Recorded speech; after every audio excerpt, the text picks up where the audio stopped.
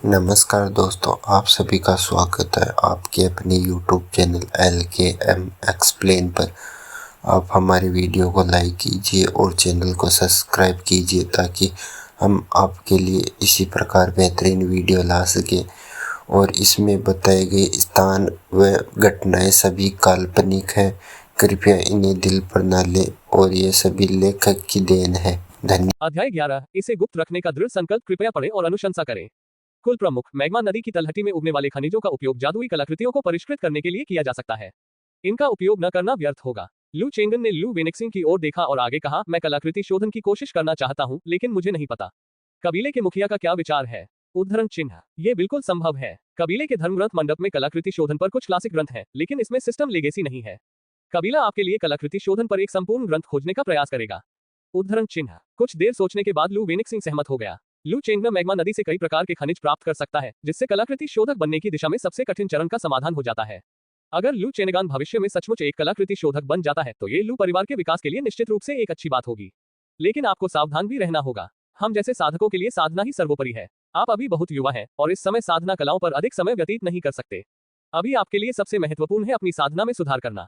लू वेनिक्सिंग ने गंभीर भाव से दाव को निर्देश दिया। आप निश्चिंत रहें कुल प्रमुख, मैं सावधान रहूंगा। लू चेनेगान ने मुस्कुराते हुए दाव को आश्वासन दिया। लू वेनिक्सिंग ने हल्के से सिर हिलाया। लू वेनहुआ से कुछ और बातें करने के बाद उन्होंने लू वेनहुआ को लू चेनेगान को धर्मग्रंथ मंडप में ले जाकर उपयुक्त शास्त्रीय ग्रंथों का चयन करने का निर्देश दिया।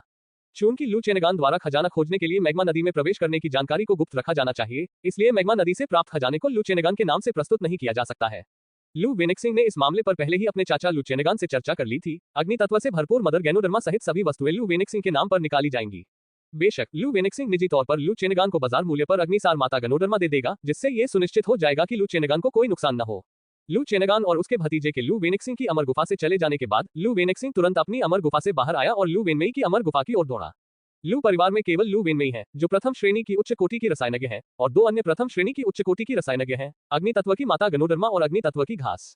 आध्यात्मिक औषधि को स्वाभाविक रूप से लू वेनमेई द्वारा औषधीय गोली में परिष्कृत किया जाना आवश्यक है। लू वेनमेई को अग्नि तत्व से भरपूर मदर गैनोडर्मा और अग्नि तत्व से भरपूर घास देने के बाद लू वेनिक्सिंग ने अपने कुल से स्पिरिट स्टोन को स्थानांतरित कर दिया, जिसका उद्देश्य इसे आगे लू चेंगन को देना था। इस समय तक लू चेनेगान और लू वेनहुआ परिवार में प्रवेश कर चुके थे। धर्मग्रंथ मंडप में जब लू परिवार अपने चरम पर था, तब भी वह मात्र एक आधारभूत स्तर का अमर कुल था और कुल में केवल एक ही आधारभूत स्तर का साधक था।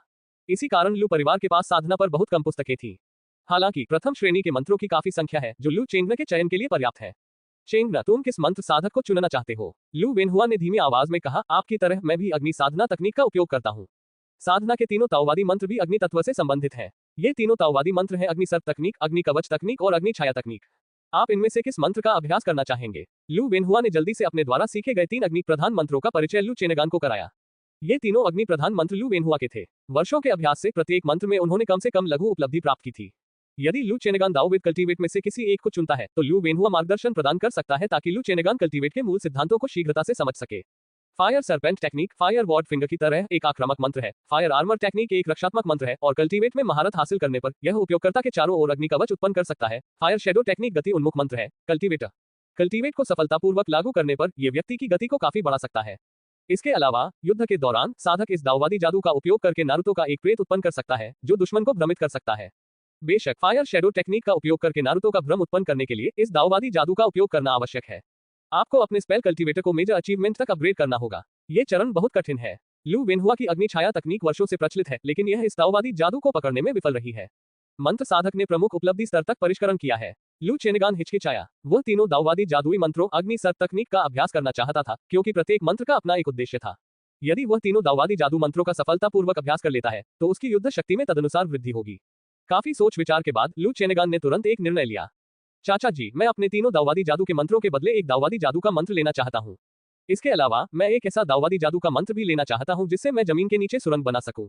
लू चेंगन ने कहा, सभी मैग्मा नदियों का बाहरी दुनिया से कोई संबंध नहीं होता। यदि लू चेंगन बर्निंग फ्लेम पर्वत श्रृंखला में अन्य मैग्मा नदियों में प्रवेश करना चाहता है तो उसे संभवतः अर्थ दून एक प्रकार का जादू है जो भूमिगत सुरंग खोदने की क्षमता प्रदान करता है, का उपयोग करना पड़ेगा। चेंगन, तुम्हें यह सिद्धांत पता होना चाहिए कि अपनी क्षमता से अधिक काम हाथ में नहीं लेना चाहिए। भला एक साथ इतनी सारी तकनीकों का अभ्यास करने का समय तुम्हारे पास कैसे होगा? क्या तुम वह सब भूल गए हो जो कबीले के मुखिया ने अभी तुम्हें बताया था? लू वेनहुआ ने सख्ती से कहा। लू वेनहुआ और लू वेनिक्सिंग दोनों की राय एक जैसी थी। उनके अनुसार लू चेनेगान अभी काफी युवा थे और उन्हें अपनी ऊर्जा साधना पर केंद्रित करनी चाहिए। द्वितीयक साधना कलाओं और मंत्रों का अभ्यास तब तक स्थगित किया जा सकता है जब तक कि किसी की साधना के स्तर में सुधार करना मुश्किल न हो जाए। चाचा जी, मुझे अपनी सीमाएं पता है। मैं पहले चारों दाववादी जादुई मंत्रों का अभ्यास करना चाहता हूँ। मैं सबसे पहले उसी दाववादी जादुई मंत्र का अभ्यास करूंगा जिसमें मेरी प्रतिभा होगी, लू चेंगन ने मुस्कुराते हुए कहा। स्वाभाविक रूप से वह आदेश का पालन नहीं करता क्योंकि उसके पास पैनल का सहारा था। जब तक वह साधना विधि का चरणबद्ध पालन करता तब तक वह अंततः इन 4 दाववादी जादुई मंत्रों की दक्षता को पूर्ण स्तर तक बढ़ाने में सक्षम हो जाता। बेशक लू वेनहुआ को ये बातें बताने की कोई जरूरत नहीं थी। वही करो जो तुम्हें सही लगे। अगर तुम सचमुच 4 दाववादी जादू के बदले में कुछ लेना चाहते हो तो तुम्हारे चाचा तुम्हें नहीं रोकेंगे। लू वेनहुआ ने धीरे से आह भरी और कहा, हमारे परिवार के पास वास्तव में पृथ्वी पर चलने की तकनीक है जो द्वितीय श्रेणी की तकनीक का एक अंश है। आप इसका अभ्यास कर सकते हैं। अगर आपको इसमें महारत हासिल नहीं होती है तो तुरंत रुक जाएं और अपना समय बर्बाद न करें। लू वेनहुआ शास्त्र मंडप में संग्रहित विभिन्न मंत्रों से भलीभांति परिचित थे। लू चेनगान को उनके द्वारा अभ्यास किए जाने वाले मंत्रों का निर्धारण करने में सहायता करने के बाद उन्होंने तुरंत लू चेनगान को शास्त्र मंडप से इन 4 दाववादी जादुई मंत्रों की साधना विधियों को बदलने में मदद की। बेशक कलाकृतियों को परिष्कृत करने पर क्लासिक ग्रंथ भी मौजूद है। हालांकि ये शास्त्रीय ग्रंथ किसी प्रणाली का गठन नहीं करते और इनमें किसी भी प्रकार की वास्तविक कलाकृति शोधन विधियां नहीं है। लू परिवार के साधक इन्हें निःशुल्क देख सकते हैं। ये सभी मुद्रित ग्रंथ हैं जिन्हें धर्म ग्रंथ मंडप से बाहर ले जाया जा सकता है, लेकिन इन्हें बाहर फैलाया नहीं जा सकता, अन्यथा कबीले के नियमों के अनुसार दंडित किया जाएगा। लू परिवार के स्वयं के साधक को भी इन मंत्रों के बदले में एक निश्चित शुल्क देना पड़ता है, लेकिन कीमत ज्यादा नहीं होती है। लू चेनगान लंबे समय से फायर लोकस्ट माउंटेन की रक्षा कर रहा है और उसने पारिवारिक योगदान में काफी योगदान दिया है। इसके अलावा अंडरग्राउंड दाव में खजाने का आदान प्रदान करके उसने जो स्पिरिट स्टोन प्राप्त किए हैं वे इन मंत्रों के बदले में उसे देने के लिए पर्याप्त है। आपको इन जादुई ग्रंथों को सुरक्षित रखना होगा और इन्हें कभी भी बाहर नहीं निकलने देना होगा। लू वेनहुआ ने लू चेनगान को निर्देश देते हुए कहा, दाव, अब हम कबीले के मुखिया को ढूंढने चलते हैं। वह अग्निसार माता गनोडर्मा जैसी सामग्री के स्पिरिट स्टोन को नकदी में बदलने के लिए तैयार होंगे। ये 80 स्पिरिट स्टोन है जिन्हें अग्नि तत्व से भरपूर मदर गनोडर्मा, अग्नि तत्व से भरपूर घास और ज्वाला लोहा यस्क से परिवर्तित किया गया है। इन्हें सुरक्षित रखें। स्क्रिप्चर पवेलियन से अपना मंत्र चुनने के बाद रात भर रेड स्मोक माउंटेन पर ठहरे और कल सुबह सबसे पहले फायर लोकस्ट माउंटेन लौट जाएं। वहां के मनुष्य लंबे समय तक किसी साधक की सुरक्षा के बिना नहीं रह सकते। लू वेनेक्सिंग ने लू चेनगान से ज्यादा कुछ नहीं कहा। 80 स्पिरिट स्टोन सौंपने के बाद उसने लू चेनगान को जाने दिया। लू चेनगान रेड स्मोक माउंटेन में स्थित अपनी अमर गुफा में वापस नहीं लौटा, बल्कि लू वेनहुआ के पीछे पीछे उसकी अमर गुफा में चला गया। चाचा जी, मुझे अभी इन 80 स्पिरिट स्टोन की ज्यादा जरूरत नहीं है, इसलिए कृपया ये 60 मेरे लिए रख लीजिए।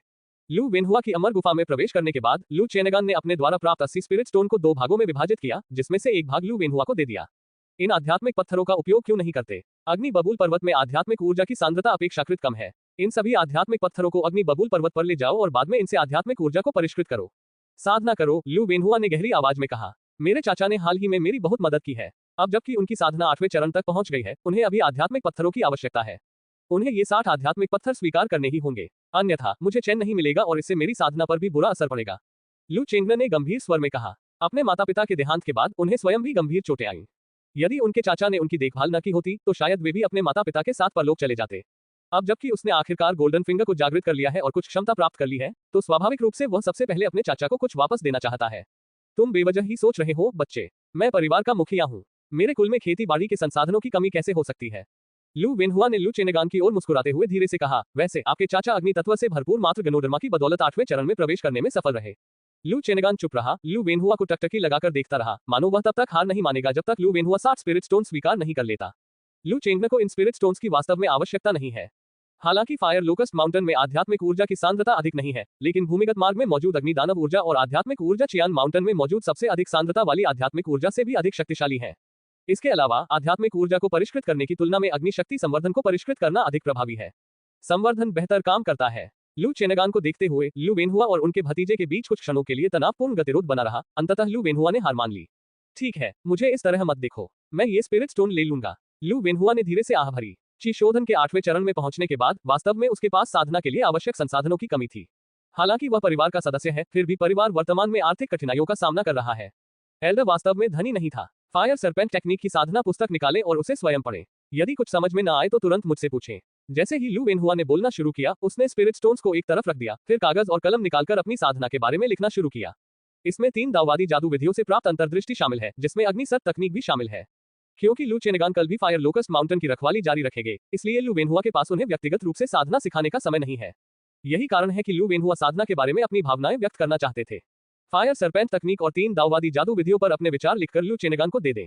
इससे लू चेनगान को साधना में लगने वाला समय बचेगा। लू चेनगान ने आज्ञाकारी ढंग से अग्निसर तकनीक को दर्ज करने वाली 3 पुस्तकें निकाली, फिर लू वेनहुआ के बगल में बैठ गई और पुस्तकों में दर्ज साधना विधि का ध्यानपूर्वक अध्ययन करने लगी।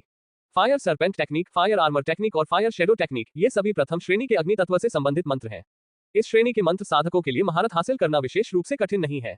लू चेनेगान की समझने की क्षमता काफी अच्छी थी। 3 दाओवादी जादू की साधना विधि का ध्यानपूर्वक अध्ययन करने के बाद उन्होंने 3 दाओवादी जादू की एक निश्चित समझ प्राप्त कर ली थी।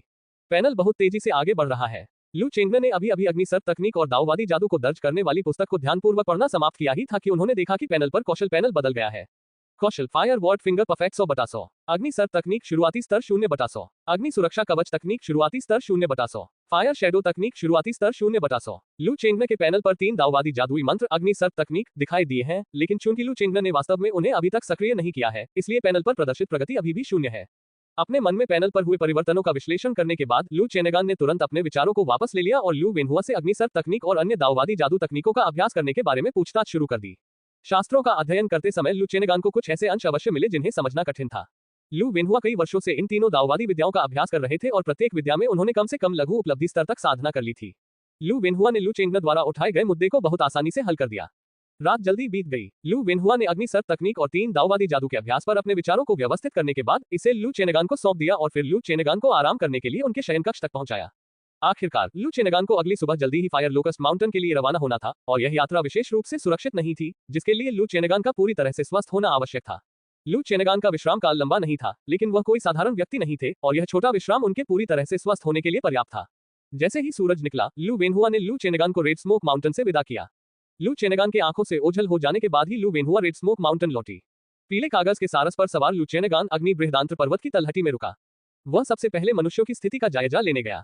वह फायर लोकस्ट माउंटेन से केवल एक दिन के लिए दूर था और उस दिन कुछ भी नहीं हुआ। फायर लोकस्ट माउंटेन के नीचे रहने वाले सभी नश्वर लोग सामान्य थे।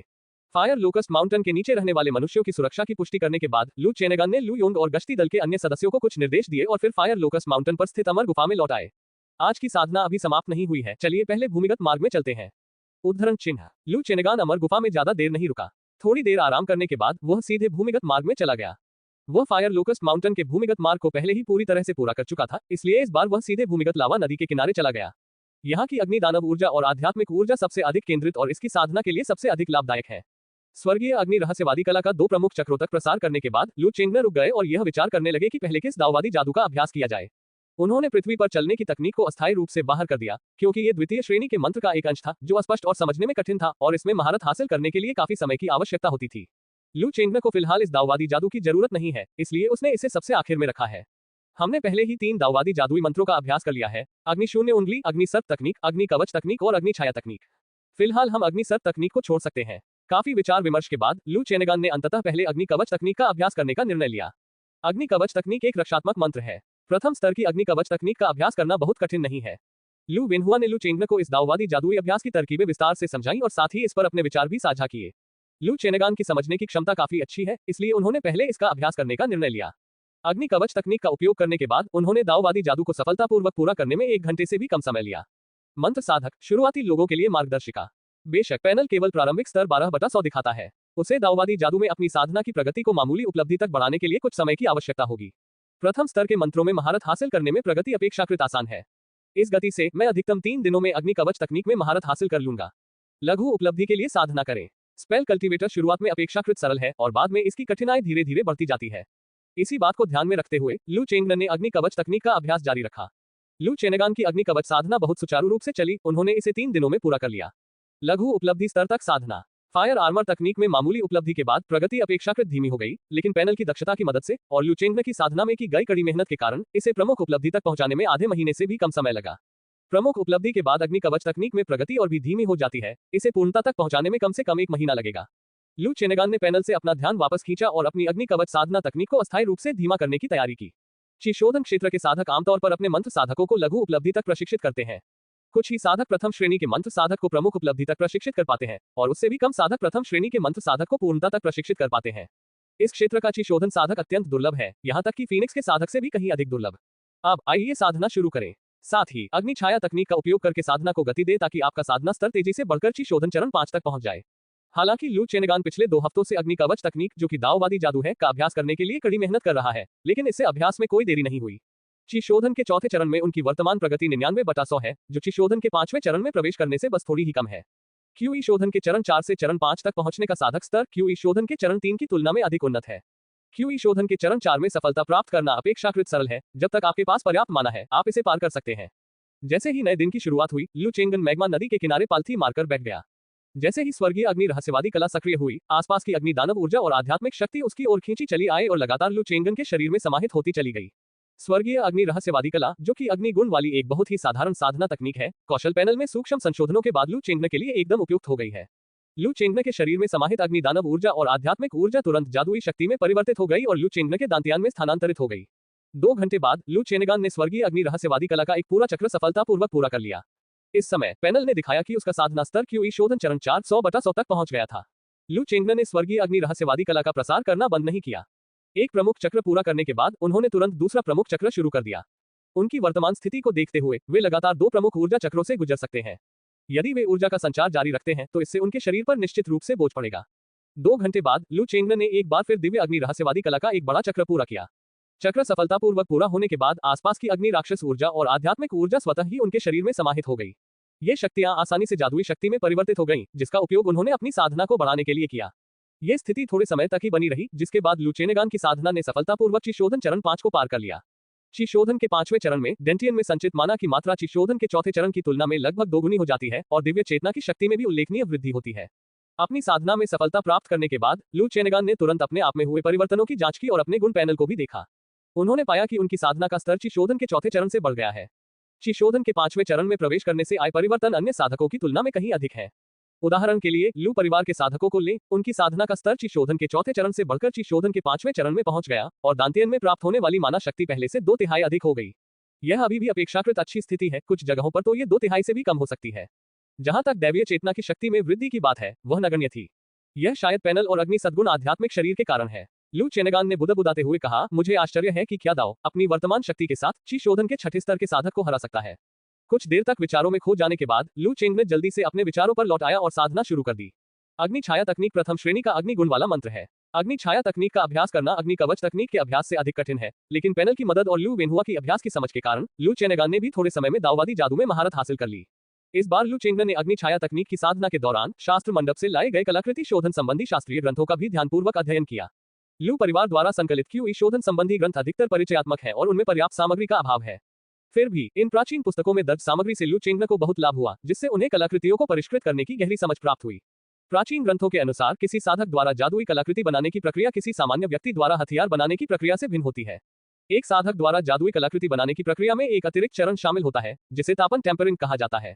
तथाकथित टेम्परिंग पैटर्न का अर्थ है तैयार किए गए आर्टिफैक्ट ब्लैंक पर स्पिरिट पैटर्न को टेम्पर करना। स्पिरिट पैटर्न को रेखांकित और आपस में गुंथा हुआ एक सरणी बनाने के लिए उपयोग किया जाता है, जिसके लिए आर्टिफैक्ट रिफाइनर को फॉर्मेशन दाव का भी कुछ ज्ञान होना आवश्यक है। आर्टिफैक्ट रिफाइनर आर्टिफैक्ट ब्लैंक पर अनाज के पैटर्न की रूपरेखा तैयार करने के लिए डिवाइन सेंस का उपयोग करता है, जो आर्टिफैक्ट रिफाइनर की डिवाइन सेंस शक्ति पर कुछ निश्चित मांगे रखता है। यदि साधक की दैवीय चेतना पर्याप्त शक्तिशाली न होती तो ऐसा करना बिल्कुल भी संभव न होता। लू चेंगन की दिव्य चेतना शक्ति उसी स्तर के साधक की तुलना में कहीं अधिक है और उनकी दिव्य चेतना शक्ति कलाकृति शोधक बनने की आवश्यकताओं को पूरी तरह से पूरा करती है। लू परिवार के कलाकृति शोधन ग्रंथों के संग्रह में वास्तव में कलाकृति शोधन के बारे में कोई जानकारी नहीं थी, इसलिए लू चेनेगान ने उनका गहन अध्ययन नहीं किया।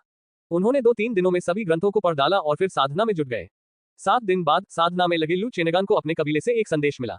ब्लैक पाइन माउंटेन के डाकू किसान अंततः कार्रवाई करने से खुद को रोक नहीं पाए। टेलिस्मैन के मैसेजिंग सिस्टम में फैमिली का संदेश देखकर लू चेंगन का चेहरा गंभीर हो गया और उसके दिल में बेचैनी सी घर कर गई। हालांकि परिवार के बड़े बुजुर्ग बहुत आत्मविश्वासी थे, लेकिन ब्लैक पाइन माउंटेन के डाकू साधक भी कमजोर नहीं थे। आखिरकार उनके नेता लियू जुन के पास क्यूई शोधन की 9वीं परत का साधना स्तर था। मेरे चाचा ने मुझे इस दौरान फायर लोकस्ट माउंटेन पर ही रहने और कोई नई जानकारी प्राप्त किए बिना रेड स्मोक माउंटेन वापस न लौटने के लिए कहा था। अपने कबीले से मिली खबर के बारे में सोचकर लू चेनेगान आह भरे बिना नहीं रह सका। फायर लोकस्ट माउंटेन पर रहने वाले लोग लू परिवार के साधारण सदस्य हैं। अमरलोक में एक अलिखित नियम है, एक साधक के रूप में कोई भी बड़े पैमाने पर साधारण लोगों की हत्या नहीं कर सकता, अन्यथा उसे दुष्ट साधक माना जाएगा और अमरलोक की सभी शक्तियां उसका पीछा करेगी।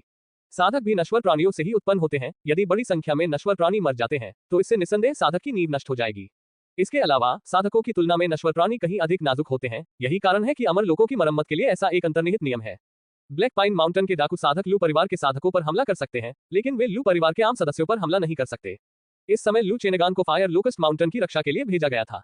ब्लैक पाइन माउंटेन बैंडेड कल्टीवेटर्स के हमले में लू परिवार के साथ चाहे जो भी हो जाए, वह किसी भी खतरे में नहीं होगा। मुझे उम्मीद है कि कबीले के लिए सब कुछ अच्छा होगा। अपने कबीले से संदेश मिलने के बाद लू चेनेगान ने साधना में अपनी सारी रुचि खो दी और सीधे भूमिगत गुफा से बाहर निकल गया। फिर अग्नि बबूल पर्वत से नीचे उतरकर पर्वत की तलहटी में स्थित उस गांव में प्रवेश किया जहां नश्वर जनजाति रहती थी। लू परिवार के आम सदस्यों को दाओ लू के साधक के साथ हो रही घटनाओं की जानकारी नहीं थी। लू चेनेगान को गांव में देखकर लू योंग और गश्ती दल के अन्य सदस्यों ने आदरपूर्वक लू चेनेगान को गांव की हालिया स्थिति की सूचना दी। लू चेंगन ने उनसे ज्यादा बातचीत नहीं की, बस उन्हें पूरी तरह से निरीक्षण करने का निर्देश दिया। लू चेनेगान के गांव में प्रवेश करने के आधे घंटे बाद उसे अचानक एक साधक का संदेश तेजी से गांव में फैल गया। इसी क्षण लू चेनेगान ने तुरंत अपनी साधना का स्तर प्रकट किया और तेजी से गांव छोड़कर फायर लोकस्ट माउंटेन की ओर चल पड़ा। कुछ ही क्षण बाद लू चेनेगान फायर लोकस्ट पर्वत के आधे रास्ते पर प्रकट हुआ। उसके सामने भूरे रंग के वस्त्र पहने एक अधेड़ उम्र का व्यक्ति खड़ा था, जो उसे अमित्र भाव से देख रहा था। तुम ब्लैक पाइन माउंटेन के डाकू साधक हो, यहाँ क्या करने की कोशिश कर रहे हो? लू चेंगने की आंखों में एक भयानक चमक दिखाई दी। उस पल उसके मन में कई विचार आए। हालांकि ब्लैक पाइन माउंटेन के डाकू साधकों ने कई कमजोर साधक परिवारों का सफाया कर दिया था, लेकिन उन्होंने पहले कभी मनुष्यों का नरसंहार नहीं किया था और वे अमरता प्राप्त करने के अलिखित नियमों का उल्लंघन करने का साहस नहीं करते थे। अब फायर लोकस्ट माउंटेन में ब्लैक पाइन माउंटेन औरा के डाकू साधकों की आक्रामक उपस्थिति केवल एक ही संभावना की ओर इशारा करती है। रिड स्मोक माउंटेन में मिली हार के बाद ब्लैक पाइन माउंटेन के डाकू साधक अब लू परिवार की नश्वर स्थिति को एक खतरे के रूप में इस्तेमाल करने का प्रयास कर रहे हैं। आप सही कह रहे हैं, मैं सचमुच ब्लैक पाइन माउंटेन से ही आया हूँ। मैं यहाँ क्यों हूँ यह मैं आपको नहीं बताऊंगा। आखिर मरे हुए आदमी से कहने के लिए कुछ नहीं होता। अधेड़ उम्र के व्यक्ति ने उपहास किया और जैसे ही उसकी आवाज बंद हुई, उसने लू चेंगन पर हमला करने के लिए अपना हाथ उठाया। अधेड़ उम्र के व्यक्ति की उंगलियों से पन्ना हरे रंग की रोशनी की एक किरण निकली। यह उसका प्रथम स्तर का लकड़ी गुण मंत्र ग्रीन ची तकनीक था। यह तकनीक न केवल अपनी घातक शक्ति में अत्यंत शक्तिशाली है, बल्कि इसमें शक्तिशाली विष भी समाहित है। एक बार जब हरित ऊर्जा तकनीक की शक्ति शरीर में प्रवेश कर जाती है, तो व्यक्ति थोड़े ही समय में विष से मृत्यु प्राप्त कर लेता है। लू चेंगन दाओ की ग्रीन ची तकनीक के खतरों से अनभिज्ञ था, लेकिन उसने अपनी चाल चलने से पहले पूरी तैयारी कर ली थी। उसने तुरंत फायर आर्मर टेक्निक का प्रयोग किया और जैसे ही उसने ऐसा किया, उसके चारों ओर एक धधकती लाल रोशनी फैल गई। यह धधकती लाल रोशनी एक मोटे वायुरोधी कवच में विलीन हो गई, जिसने लू चेंगन के शरीर को मजबूती से सुरक्षित कर लिया। फिर लू चेनेगान ने उंगली उठाए और उसकी उंगली की नोक पर जादुई शक्ति एकत्रित होकर अग्नि शून्य उंगली का चिन्ह बन गई। अभूतपूर्व गति से वह चिन्ह बिजली की तरह उस अधेड़ उम्र के व्यक्ति की ओर बढ़ा। फायर वॉर्ड फिंगर एक प्रथम श्रेणी का दाव मंत्र। लू चेनेगान ने पूर्णता क्षेत्र तक साधना करते हुए अपनी ची शोधन चरण 5 की साधना का उपयोग करके इस दाववादी जादू मंत्र को ची शोधन चरण 4 की तुलना में 2 गुने से अधिक शक्तिशाली बना दिया। फायर वॉर्ड फिंगर में निहित हिंसक शक्ति को महसूस करने के बाद अधेड़ उम्र के व्यक्ति के चेहरे पर एक गंभीर भाव प्रकट हुआ। उसने झट से अपनी कमर पर लक्की तलवार निकाली। यह एक मध्यम श्रेणी की जादुई कलाकृति थी। अधेड़ उम्र के व्यक्ति ने अपनी चाकू घुमाई, चांदी जैसी सफेद धार चमक उठी और उसने जलते हुए लाल उंगली के निशान पर बेरहमी से वार किया। डिंग डोंग, धातु के टकराने की तेज आवाज के साथ चांदी सफेद ब्लेड ने फायर वॉर्ड फिंगर सील को चकनाचूर कर दिया, लेकिन ब्लेड की रोशनी भी फायर वॉर्ड फिंगर सील की शक्ति के तहत चांदी की रोशनी के कणों में विलीन हो गई। लू चेंगन के चेहरे पर एक भयावह मुस्कान आ गई। उसने तेजी से अपनी उंगलियां बाहर की और पलक झपकते ही 2 एक जैसे फायर वॉर्ड फिंगर के निशान उभर आए। परफेक्शन रियल्म के मंत्र कल्टीवेटर के मंत्रों से बहुत कम माना ऊर्जा का उपभोग करते हैं और कल्टीवेटर द्वारा मंत्रों को कास्ट करने में लगने वाला समय भी अनिश्चित काल के लिए कम हो जाता है। लू चेंगन अब पल भर में फायर वॉर्ड फिंगरप्रिंट बना सकता है। परफेक्शन रियल्म का जादू, यह असंभव है। जब अधेड़ उम्र के व्यक्ति ने लू चेंगन को इतनी तेज गति से फायर वॉर्ड फिंगर का इस्तेमाल करते देखा तो वह आश्चर्य से चिल्ला उठा। लू चेनेगान की फायर वॉर्ड फिंगर मंत्रोच्चारण की गति बहुत तेज थी। इसका केवल एक ही कारण हो सकता था, लू चेनेगान ने दाववादी जादू में महारत हासिल कर ली थी। मंत्र साधक पूर्णता के स्तर तक पहुंच चुका था। यह बात उसके लिए स्वीकार करना और समझना मुश्किल था। आखिरकार लू चेनेगान ऐसा करने के लिए बहुत छोटा था। हालांकि वह अधेड़ उम्र का व्यक्ति आखिरकार चिशोधन स्तर 6 का साधक और व्यापक युद्ध अनुभव वाला एक पूर्व डाकू साधक था। उसने अपना हाथ घुमाया और चांदी सफेद ब्लेड की रोशनी की बौछार छोड़ी। साथ ही साथ एक मीडियम ग्रेड अटैक टेलिस्मान को बुलाया, जिससे लू चेंगन के 2 फायर वॉर्ड फिंगर हमलों को तुरंत रोक दिया गया। हालांकि इससे पहले कि अधेड़ उम्र का वह व्यक्ति कुछ कर पाता, उसे अपने नंगे दाहिने हाथ के पिछले हिस्से में तेज दर्द महसूस हुआ और फिर उसने देखा कि उसके दाहिने हाथ का पूरा पिछला हिस्सा लाल जल रहा था, मानो उसमें आग लगी हो। ये सब लू चेंगन द्वारा लूज कल्टीवेटर से प्राप्त उड़ने वाली सुई जैसी जादुई कलाकृति के कारण हुआ था। फ्लाइंग नीडल मैजिकल आर्टिफैक्ट प्रथम श्रेणी मध्यम ग्रेड का है। ये जादुई कलाकृति आक्रमण में विशेष रूप से शक्तिशाली नहीं है, लेकिन इस पर एक गुप्त रून सरणी अंकित है, जिससे सक्रिय होने पर इसका पता लगाना मुश्किल हो जाता है।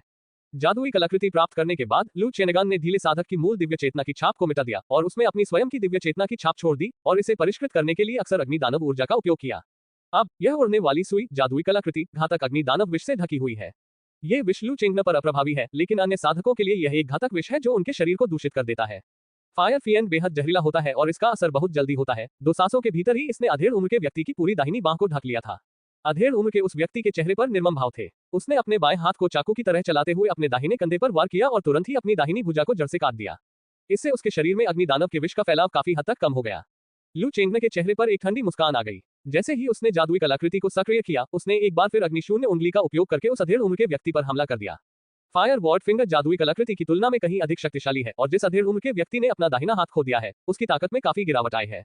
हालांकि उसने अग्नि दानव के जहर को अपने शरीर में फैलने से रोक दिया, लेकिन वह लू चेंगन के हमले का सामना करने में सक्षम नहीं रहा। कुछ सांसों के बाद अधेड़ उम्र के व्यक्ति की भौहों के बीच एक उंगली के आकार का छेद दिखाई दिया और उसका शरीर जमीन पर गिर पड़ा। लू चेंगन की सांसें थोड़ी तेज हो गईं। उसके पास उस अधेड़ उम्र के व्यक्ति के शव को संभालने का समय नहीं था। उसने तुरंत अपनी जेब से संचार ताबीज निकाला और फायर लोकस्ट माउंटेन की स्थिति के बारे में अपने कबीले को संदेश भेजने की तैयारी करने लगा। हालांकि जब उसने संदेशवाहक ताबीज निकाला तो उसे अपने कबीले का एक संदेश दिखाई दिया। फायर लोकस्ट माउंटेन को तुरंत छोड़ दो। लू चेंगन द्वारा ताबीज प्राप्त करने के बाद उसने अपने कबीले का एक संदेश देखा। रेड स्मोक माउंटेन की स्थिति लगभग वैसी ही थी जैसा लू चेंगन ने अनुमान लगाया था। लियू जुन और ब्लैक पाइन माउंटेन के अन्य डाकू गिरोह के सदस्यों को रेड स्मोक माउंटेन पर हमले की शुरुआत में वाकई बुरी हार का सामना करना पड़ा। लियू जुन के ची शोधन के 9वें स्तर के साधक को एक तरफ रखते हुए आइए ब्लैक पाइन माउंटेन में ची शोधन की अन्य 4 विधियों पर चर्चा करें। अंतिम चरण में डाकू साधकों का लू परिवार के साधकों से अभी अभी टकराव हुआ था कि उनमें से आधे से अधिक पलक झपकते ही मारे गए, जिनमें ब्लैक पाइन माउंटेन का एकमात्र ची शोधन चरण 8 का डाकू साधक भी शामिल था। ये सभी डाकू साधक पूर्व में लू साधक रह चुके हैं। इनकी विरासत लू परिवार की ची शोधन कला के मुकाबले कहीं भी उतनी अच्छी नहीं है। अंतिम चरण के साधकों की तुलना में इनकी शक्ति स्वाभाविक रूप से लू परिवार की ची शोधन कला के बराबर है। अंतिम चरण के साधक काफी अलग होते हैं। लियू शुन ने 2 तरह की तैयारियां की। यदि वह बलपूर्वक लू परिवार को नहीं हरा सका तो वह लू परिवार के आम लोगों को धमकी के रूप में इस्तेमाल करके लू परिवार को अपने कुल के खजाने सौंपने के लिए मजबूर करेगा। आखिरकार लियू शुन का लू परिवार पर हमला केवल आर्थिक लाभ के लिए था, न कि इसलिए कि लू परिवार के साथ उसका कोई अनसुलझा खून का बदला था। इन साधनाशील परिवारों के लिए मनुष्य उनकी विरासत की नींव है, जो साधना संसाधनों से कहीं अधिक महत्वपूर्ण है। लियू शुन को पूरा यकीन था कि जब तक वह लू परिवार के सांसारिक मामलों को नियंत्रित कर सकेगा, लू परिवार निश्चित रूप से उसकी मांगों को मान लेगा। बेशक लियू जुन का लू परिवार के कस्बे की रक्षा कर रहे साधक को जाने देने का कोई इरादा नहीं था। इसी कारण से लू वेनेक्सिंग और अन्य लोगों ने जब दाओ लियू शुन द्वारा अपनी योजना पूरी करने के बारे में जाना तो उन्होंने तुरंत लू चेंगन को एक संदेश भेजा, जिसमें उनसे आग्रह किया गया कि वे फायर लोकस्ट माउंटेन को जल्द से जल्द छोड़ दें। लू परिवार के लिए लू चेनेगान फायर लोकस्ट माउंटेन के आम लोगों की तुलना में कहीं अधिक महत्वपूर्ण था। बेशक लू वेनेक्सिंग और अन्य लोग अपने लोगों को मरते हुए नहीं देख सकते थे, इसलिए उनके पास black pine mountain bandit cultivators पर हमला रोकने और अनिच्छा से उनसे बातचीत करने के अलावा कोई विकल्प नहीं था। उसी समय उन्हें लू चेंगन से एक संदेश प्राप्त हुआ। ताबीज केवल सीमित संख्या में शब्दों को ही संप्रेषित कर सकते हैं, इसलिए लू चेंगन का संदेश बहुत सरल था, लेकिन उन्होंने वह सब कुछ कह दिया जो उन्हें कहना था। रेड स्मोक माउंटेन, लू परिवार के काउंसिल हॉल में कुल प्रमुख क्या चेंगन ने जवाब दिया। क्या वह फायर लोकस्ट माउंटेन से सफलतापूर्वक निकल गया है? लू वेनेक्सिंग को ताबीज निकालते और उसके चेहरे के भाव बदलते देख लू वेनहुआ ने तुरंत एक सवाल पूछा। मुझे अभी अभी चेनेगान का संदेश मिला है। चेनेगान ठीक है और फायर लोकस्ट माउंटेन के सभी नश्वर प्राणी भी सुरक्षित हैं। लू वेनेक्सिंग ने मुस्कुराते हुए कहा। लियू जुन हमसे झूठ बोल रहा है ना? मैंने तुमसे कहा था कि उसमें लू परिवार के किसी भी साधारण सदस्य पर हमला करने की हिम्मत नहीं होगी। लू वेनशेंग ने मुस्कुराते हुए कहा। ऐसा नहीं है। लियू जुन ने ची शोधन स्तर 6 के डाकू साधकों को अग्निवृदांते पर्वत पर भेजा था, लेकिन उन डाकू साधकों को चेंगन ने मार डाला है। अब चेंगन ने ग्रीनवुड रिज की ओर अपनी यात्रा तेज कर दी है। ग्रीनवुड रिज में डाकू साधकों को मार गिराने के बाद वह तुरंत हमें संदेश भेजेगा। लू वेनेक्सिंग के चेहरे पर चौड़ी मुस्कान आ गई। चलो अभी लियू जुन और अन्य डाकू साधकों को रोकते हैं। एक बार जब चेनेगान ग्रीनवुड रिज में 6ठे स्तर के ची शोधन डाकू साधकों को मार गिराएगा तो हम लियू जुन और अन्य सभी डाकू साधकों को मार डालेंगे। जैसे ही लू वेनेक्सिंग ने बोलना समाप्त किया, उसकी आंखों में एक भयावह हत्यारा इरादा प्रकट हुआ। उसने सोचा था कि उसने पूरी तैयारी कर ली है, लेकिन उसे कभी उम्मीद नहीं थी कि लियू जुन इतना पागल होगा कि वह लू परिवार के साधारण सदस्यों पर हमला करने की हिम्मत करेगा। एक बार आम लोगों के लिए ये संकट हल हो जाए तो वह निश्चित रूप से लियू जुन को धूल में मिला देगा। ये कैसे संभव है? क्या चेनेगान केवल ची शोधन के 4थे चरण में नहीं है? उसने ब्लैक पाइन रिज में ची शोधन के 6ठे स्तर पर मौजूद डाकू साधकों को कैसे मार डाला? लू वेनशेंग ने आश्चर्य से कहा। अपनी निगाहें लू वेंगसिंग से हटाकर लू वेनहुआ की ओर कर दी। लू वेनहुआ लू चेनेगान के चाचा हैं और संभवतः दाव के बारे में जानते हैं। यही कारण है कि लू चेनेगान क्यूई रिफाइनिंग के 6 स्तरीय डाकू साधकों को मारने में सक्षम थे। टेलिस्मैन की संदेश भेजने की क्षमता सीमित है और चेंगन ने इस बारे में विस्तार से नहीं बताया। लू वेनेक्सिंग ने सिर हिलाते हुए कहा। हालांकि एक बात निश्चित है, लियू जुन द्वारा भेजे गए ची शोधन स्तर 6 के डाकू साधक चेंगन का मुकाबला नहीं कर सकते। हमें फिलहाल लियू जुन को रोकना होगा। चेंगन से मिलते ही हमें पता चल जाएगा कि उसके साथ क्या हुआ। उद्धरण चिन्ह। लू वेनेक्सिंग ने लू चेनेगान द्वारा 6ठे स्तर के ची शोधन डाकू साधकों के वध पर ज्यादा समय बर्बाद नहीं किया। उसने लू चेनेगान के संदेश के आधार पर तुरंत आगे की योजना बना ली। रेड स्मोक माउंटेन के बाहर तैनात लियू जुन को इस बात की जानकारी नहीं थी कि उसके द्वारा भेजे गए ची शोधन स्तर 6 के डाकू साधकों को लू चेनेगान ने मार डाला था। वह अभी भी रेड स्मोक माउंटेन के बाहर पहरा दे रहा था और लू परिवार के साधकों के जवाब की प्रतीक्षा कर रहा था। अल्पिराम अल्पिराम अल्पिराम। Fire locust mountain. लू चेनेगान ने जरा भी समय बर्बाद करने की हिम्मत नहीं की। फायर लोकस्ट माउंटेन की स्थिति के बारे में अपने कबीले को संदेश भेजने के बाद वह तुरंत ग्रीनवुड रिज की ओर रवाना हो गया। ग्रीनवुड रिज और फायर लोकस्ट माउंटेन 60 मील की दूरी पर है और लू परिवार के कुछ साधारण लोग वहां रहने के लिए चले गए थे। ग्रीनवुड रिज का वातावरण फायर लोकस्ट माउंटेन की तुलना में बेहतर है और फायर लोकस्ट माउंटेन की तुलना में ग्रीनवुड रिज में लू परिवार के अधिक सदस्य रहते हैं। ग्रीनवुड रिज की रक्षा करने वाला लू परिवार का साधक लू वेनिक्सुआन है, जिसका साधना स्तर ची शोधन चरण 5 है। वह लू वेनहुआ से काफी बड़ा है और उसका दावपथ मूल रूप से टूट चुका है। लू वेनिक्सुआन की साधना का स्तर कई वर्षों से ची शोधन चरण 5 पर ही अटका हुआ है। हालांकि उसकी प्रतिभा सीमित है। इस क्षेत्र में कई वर्षों तक रहने के बावजूद उसकी युद्ध शक्ति विशेष रूप से मजबूत नहीं है। लगभग उसी समय जब लू चेंगन पर क्यूई शोधन के 6 स्तरीय डाकू साधकों द्वारा हमला किया गया था, ग्रीनवुड रिज के लू वेनिक्सुआन पर भी लियू जुन द्वारा भेजे गए क्यूई शोधन के 6 स्तरीय डाकू साधकों द्वारा हमला किया गया था। लू वेनिक्सुआन के पास लू चेंगन जैसी असाधारण शक्ति नहीं थी। ची रिफाइनिंग के छठे स्तर के डाकू साधकों के हमलों का सामना करते हुए वह जवाबी कार्रवाई करने में लगभग असमर्थ था। ची शोधन स्तर 6 के डाकू साधक ने निर्णायक हमला किया और लू वेनिक्सुआन लंबे समय तक प्रतिरोध करने में असमर्थ रहा और अंततः उसका शिकार हो गया। उसके बाद ची शोधन के छठे स्तर के डाकू साधकों ने लियू जुन को एक संदेश भेजा जिसमें उन्हें सूचित किया गया कि उन्होंने ग्रीनवुड रिज में लू परिवार के नश्वर कुल के सदस्यों पर नियंत्रण कर लिया है। लियू जुन का इरादा लू परिवार के आम सदस्यों को मारने का नहीं था। इसलिए क्यूई शोधन के छठे स्तर के डाकू अनुयायी लू वेनिक्सुआन को मारने के बाद उसने ग्रीनवुड रिज में केवल लू परिवार के आम सदस्यों पर ही नियंत्रण कर लिया। लू चेंगन की पीली कागज की क्रेन बहुत तेज नहीं चल रही थी। जब तक वह ग्रीनवुड रिज पर पहुंचा तब तक लगभग आधा घंटा बीत चुका था। इस समय तक लू वेनिक्सुआन की मृत्यु ची शोधन के छठे स्तर के डाकू साधकों के हाथों हो चुकी थी।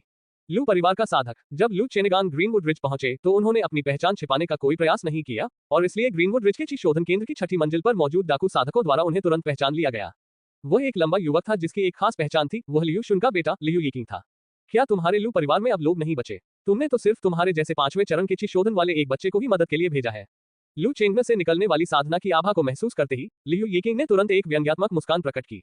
उन्हें इस बात पर कोई संदेह नहीं था कि लू चेनेगान ने अपने साधना स्तर को छिपाया था, क्योंकि उन्होंने लू परिवार को निशाना बनाने से पहले उनकी ताकत पर कुछ शोध किया था। लू परिवार के पास कितने ची शोधक हैं? वे अंतिम चरण के साधकों के बारे में सब कुछ जानते हैं और अब वे सभी रेड स्मोक माउंटेन पर हैं। इसलिए ची शोधन के 5वें चरण का वह बच्चा जो अब उसके सामने खड़ा है, वह निश्चित रूप से अपने साधना स्तर को छिपा नहीं सकता। लियू यिकिंग के उपहास को नजरअंदाज करते हुए लू चेनेगान ने उसे देखते ही उस पर सीधा हमला कर दिया। लू चेंगन को केवल फायर वॉर्ड फिंगर तकनीक ही आती है, जिससे उसके हमले के तरीके बहुत सीमित हो जाते हैं।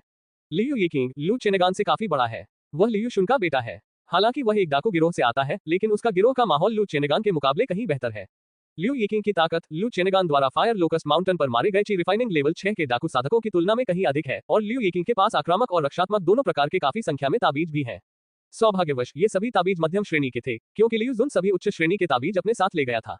इसके बावजूद लू चेनेगान को लियू यिकिंग से हुई मुलाकात के बाद हालात से तालमेल बिठाना बेहद मुश्किल लगा। कुछ देर तक लियू यिकिंग के साथ हाथापाई करने के बाद मेजर अचीवमेंट की फायर आर्मर टेक्निक लियू यिकिंग के टिया एक मीडियम ग्रेड अटैक टेलिस्मैन से टूट गई, जिससे उसे काफी चोट आई। लू परिवार के अज्ञानी बच्चे, मैं तुझे अभी यहाँ से भगा देता हूँ, लियू यिकिंग ने ताना मारा। उसने झटपट एक मंत्र का जाप किया और पलक झपकते ही एक चमकदार सुनहरी तलवार निकली जो बिजली की तरह लू चेंगन की छाती पर वार करने लगी। ये लियू यिकिंग है। उसका प्रथम श्रेणी का साधना मंत्र स्वर्ण तलवार दाओवादी जादू में उल्लेखनीय कौशल को दर्शाता है। उसने इसे पहले ही प्रमुख उपलब्धि स्तर तक पहुंचा दिया है। लू चेंगन ने तुरंत अपनी रक्षा के लिए फायर आर्मर टेक्निक का इस्तेमाल किया और साथ ही अपने महत्वपूर्ण अंगों पर सुनहरी तलवार की रोशनी के प्रहार से बचने के लिए फायर शेडो टेक्निक को सक्रिय किया। उसी समय लू चेनेगान के मन में एक विचार आया और उसने 2 उंगलियों से इशारा करते हुए एक धधकती लाल उंगली का निशान बनाया जो लियू यिकिंग के माथे पर लगा। जब लियू यिकिंग ने देखा कि लू चेनेगान में अभी भी फायर वॉर्ड फिंगर अटैक करने की ताकत है तो उसकी भौहें तुरंत तन गईं। लू चेंगन से इतने लंबे समय तक लड़ने के कारण उसे फायर वॉर्ड फिंगर की शक्ति की पूरी समझ है और इस दाव हमले से निपटने के दौरान उसे सावधान रहने की जरूरत है। लियू यिकिंग ने तुरंत एक बर्फीले नीले रंग का ताबीज, एक टिया एक मध्यम श्रेणी का रक्षात्मक ताबीज प्रकट किया। टेलिस्मैन ने एक विशाल बर्फीले नीले रंग की ढाल बनाई जिसने लियू यिकिंग के शरीर को पूरी तरह से घेर लिया। फायर वॉर्ड फिंगर ने बर्फीले नीले रंग की ढाल पर प्रहार किया जिससे वह बुरी तरह हिलने लगी, लेकिन वह टेलिस्मैन की रक्षा पंक्ति को भेद नहीं पाई। उसी क्षण सुनहरी तलवार की रोशनी अग्नि कवच तकनीक की रक्षा पंक्ति को भेदते हुए सीधे लू चेंगन के शरीर में घुस गई। सौभाग्यवश लू चेंगन ने अग्निछाया तकनीक का उपयोग करके अपने शरीर को काफी हद तक स्थानांतरित कर लिया, जिससे वह घातक प्रहार से बच गया। दाव तलवार की रोशनी केवल उसके बाएं पेट को भेद पाई। घाव से चमकीला लाल खून बह रहा था और लू चेंगन का चेहरा बहुत पीला पड़ गया था, जिससे वह बेहद अस्त व्यस्त दिख रहा था। लू चेनेगान की दयनीय हालत देखकर लियू यिकिंग के चेहरे पर एक भयावह मुस्कान आ गई और बिना किसी झिझक के उसने लू चेनेगान पर फिर से हमला कर दिया। इस बार तो उसने लू चेंगन को जान से मारने का पक्का इरादा कर लिया है। इस समय लियू यिकिंग की सतर्कता काफी कम हो गई, जिससे अंततः लू चेनेगान को छुपकर हमला करने का अवसर मिल गया। लू चेंगन के नियंत्रण में चांदी की उड़ने वाली सुइयां हवा में उड़ गईं, उनकी छोटी छोटी सुइयां आकाश में छिपी हुई थी। अग्नि शून्य उंगली की सीटी जैसी ध्वनि के साथ चांदी की उड़ने वाली सुइयों का पता लगाना और भी मुश्किल हो गया।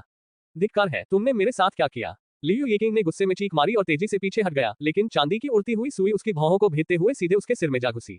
चांदी की सुइयां छोटी थीं और जब उन्हें डाला गया तो लियू यिकिंग को ज्यादा दर्द महसूस नहीं हुआ। हालांकि उसके अंदर मौजूद फायर फिएन विष लियू यिकिंग के मस्तिष्क में प्रवेश करते ही पूरी तरह से फट गया। लियू यिकिंग की पहले से गोरी त्वचा अचानक चमकदार लाल हो गई और नीली नसें स्पष्ट रूप से दिखाई देने लगी, जिससे वह काफी डरावनी दिखने लगी। लू चेंगन ने खून की उल्टी की। उस पर एक बार फिर लियू यिकिंग की गोल्डन स्वॉर्ड तकनीक से हमला किया गया था, जिससे उसकी चोटें बेहद गंभीर हो गई थी। हालांकि उसके चेहरे पर एक आत्मसंतुष्ट मुस्कान थी, क्योंकि वह फायर फिएन की विषाक्तता के बारे में बहुत जानकार था। फायर फिएन नामक एक घातक जहर ने लियू यिकिंग के मस्तिष्क पर आक्रमण कर दिया, जिससे उसके बचने की कोई संभावना नहीं बची। सचमुच ठीक यही हुआ। जैसे ही लियू यिकिंग की गुस्से भरी दहाड़ शांत हुई, उसका सिर इतना फूल गया मानो वह फटने ही वाला हो।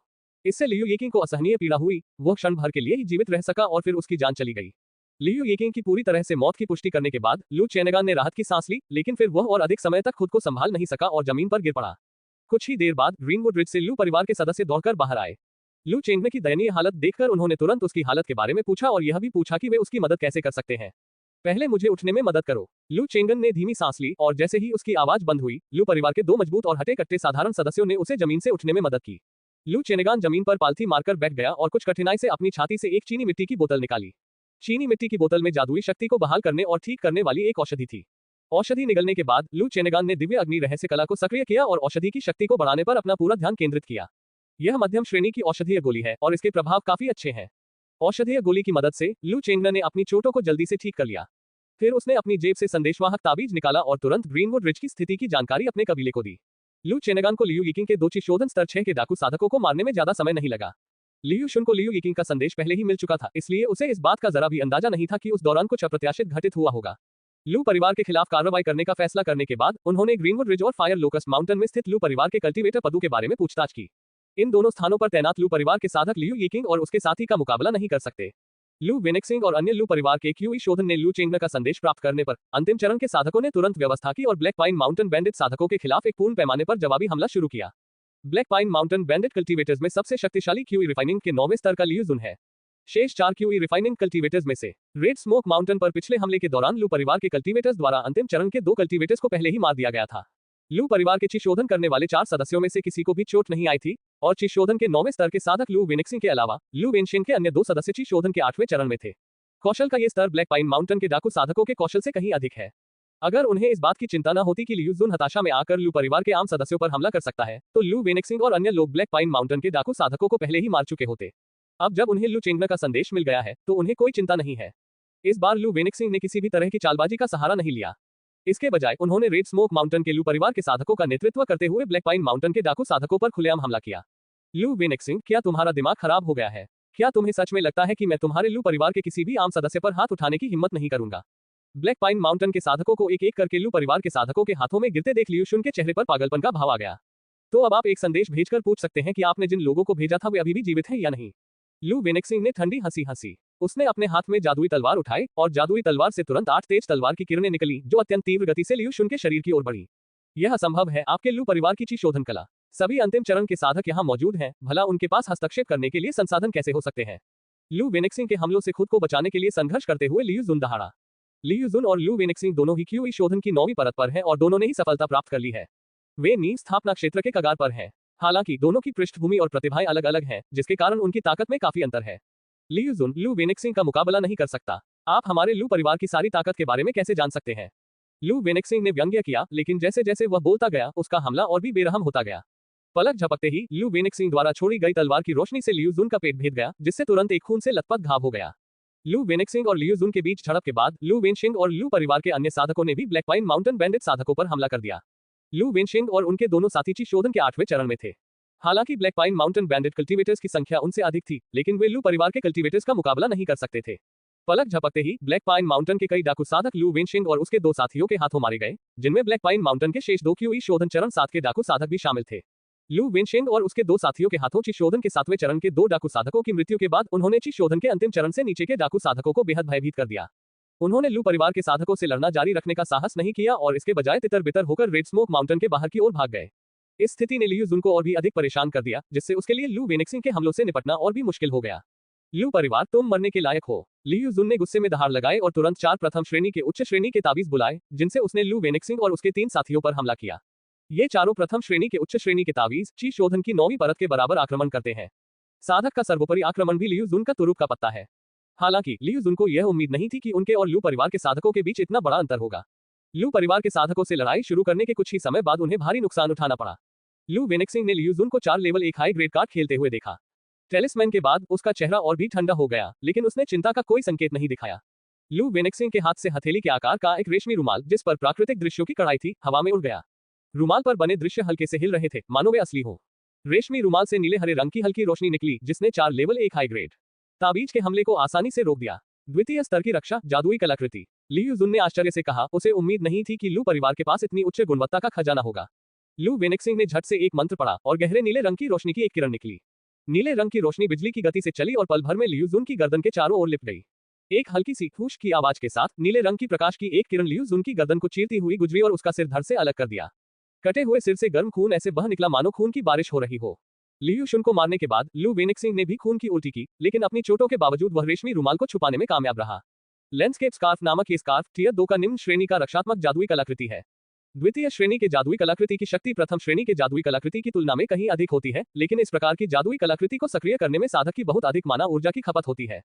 केवल ची शोधन की 9वीं परत की साधना स्तर वाले लू वेनिक्सिंग ने जबरदस्ती लैंडस्केप स्कार्फ, जो कि एक द्वितीय श्रेणी का निम्न श्रेणी का रक्षात्मक जादुई कलाकृति है, को सक्रिय किया और स्वाभाविक रूप से उसे अत्यंत गंभीर प्रतिक्रिया का सामना करना पड़ा। कुल प्रमुख लू वेनिक्सिंग को खून की उल्टी करते देख लू वेनशेंग और अन्य 2 लोगों ने तुरंत चिंता के भाव दिखाए और जल्दी से लू वेनिक्सिंग के पास गए। मुझे कुछ नुकसान हुआ है, मेरी चिंता मत करो, पहले ब्लैक पाइन माउंटेन के डाकू साधकों का सफाया करो, लू वेनिक्सिंग ने ठंडे स्वर में कहा। उसने झटपट प्रथम श्रेणी की उच्च श्रेणी की औषधीय गोली निकाली और अपने घावों को तेजी से ठीक करना शुरू कर दिया।